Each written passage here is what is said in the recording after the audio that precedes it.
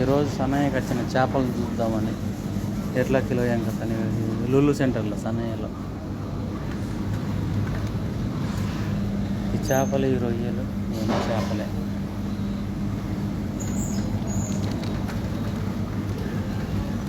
ఇవి ఎండ్రికాయలు, చేపలు చూడండి. తక్కువ అంటే ఇవి కిలో తినారు 3 మీద చూపిస్తాను. ఇది మటన్, ఇది బీఫ్, ఇది బీఫ్, ఇది బీఫ్, ఇదంతా బీఫ్. కబాబులు నూనె వేసుకుని అరబీ వాళ్ళు తినేటి